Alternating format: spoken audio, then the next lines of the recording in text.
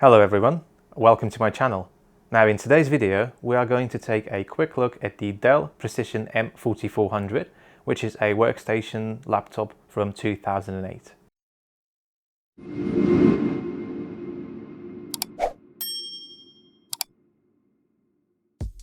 Now back in the day, and if configured with the optional Core 2 Extreme processor and the beautiful True Life RGB LED screen, this would set the new owner well over £1,500. Out of the factory, this laptop shipped with a speedy 7200 RPM 320GB mechanical hard drive and Windows Vista Professional, but I've since upgraded to an SSD and Windows 10 for much improved overall responsiveness and ease of use in 2021. My unit comes with a dual-core Intel P8400 processor, which is clocked at just over 2.2 GHz, 4GB of DDR2 memory, and a Tesla-based NVIDIA Quadro FX770M with a 512MB of dedicated GDDR3 memory. I like the design of these old Dell machines. Quite heavy at just 2.7 kilograms or 6 pounds and very bulky for modern day standards. The screen has a resolution of 1920 by 1200 and is covering 100% of the Adobe color gamut and is one of the best looking screens I have yet seen on a laptop. The keyboard is simply amazing and typing on it feels right. There is very little flex and I would happily exchange this type of keyboard for one that's found in a modern day Dell business machine. The built-in speakers are best described as average, with a good clarity, just loud enough for watching videos, and here's a quick example.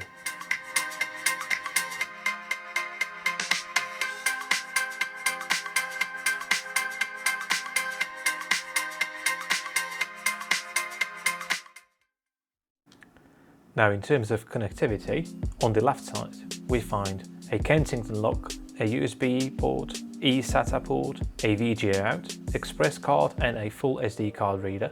On the back side there's the modem, LAN, DisplayPort out and a power connector, and on the right hand side there's the PCMCI card, DVD drive, a smart card, Firewire, some audio ports and two USB 2.0 ports. Removing the magnesium alloy cover held by a single screw reveals somewhat decent cooling. This machine will support up to 8GB of 800MHz DDR2 memory and will allow for easy upgrade of the processor thanks to a PGA 478 socket. Now of course a fresh thermal compound was applied before any testing was done.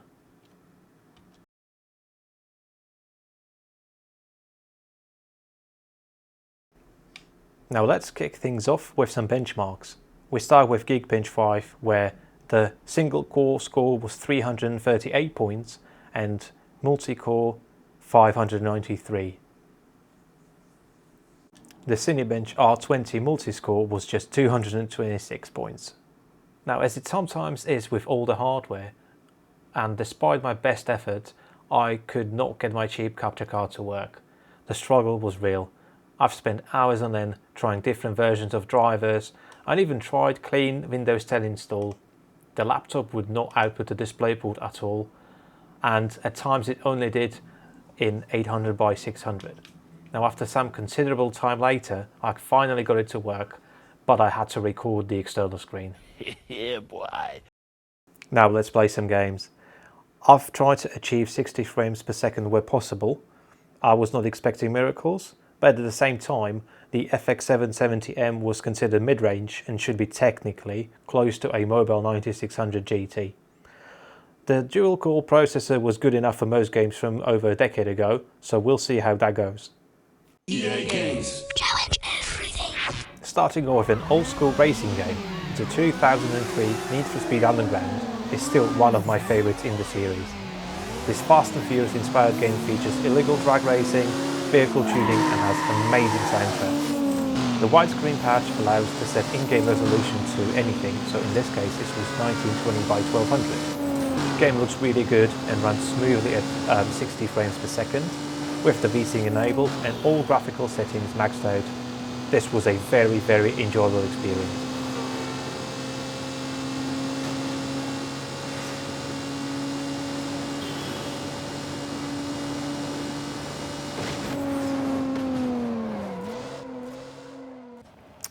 Next up was Doom 3 BFG Edition, a 2012 remaster of the classic.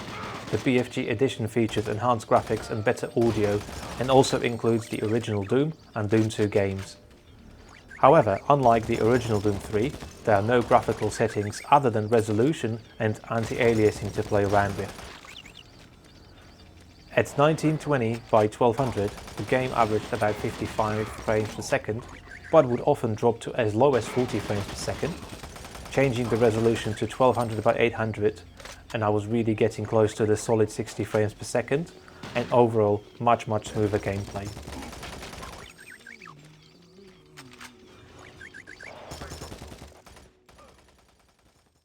Next up was the first title from the S.T.A.L.K.E.R series of games, the 2007 Shadow of Chernobyl.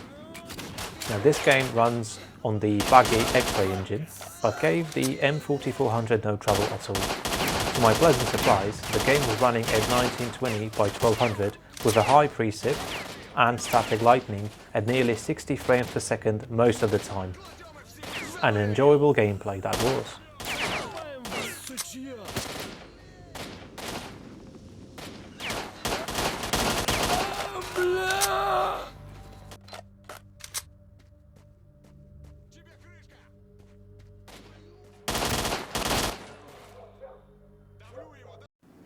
The next game on the list was Half-Life 2. Now, this game needs no introduction, and we know its source engine is known to run really good on the older hardware, but to my surprise it wasn't on this DELL machine. I had to turn the settings down to a medium to achieve close to 60 frames per second at native resolution, but still, this was an enjoyable experience.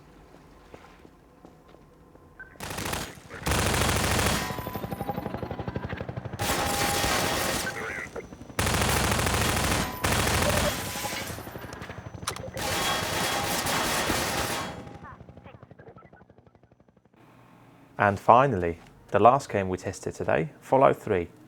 Now this was running smoothly at roughly about 35 frames per second on average.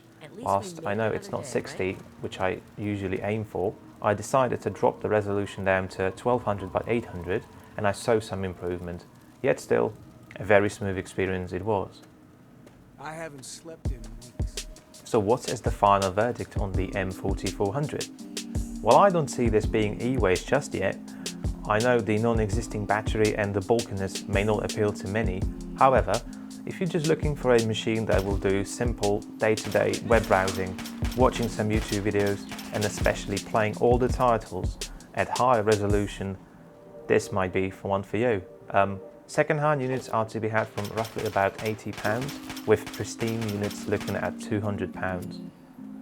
I would not recommend you paying £200. However, if you can get this cheaper, or you've got simply one laying around, this still has some life in it. Guys, thanks for watching the video. I really hope you did enjoy. If you did, please hit that like button and don't forget to subscribe to my channel. I've got loads more video in the prep. There's a wall of graphics cards behind me and I'm planning to do some good videos on the subject. Now, if you wish to let me know what you think of the laptop down in the comment section below, I would really appreciate that. And I really hope to see you in the next one.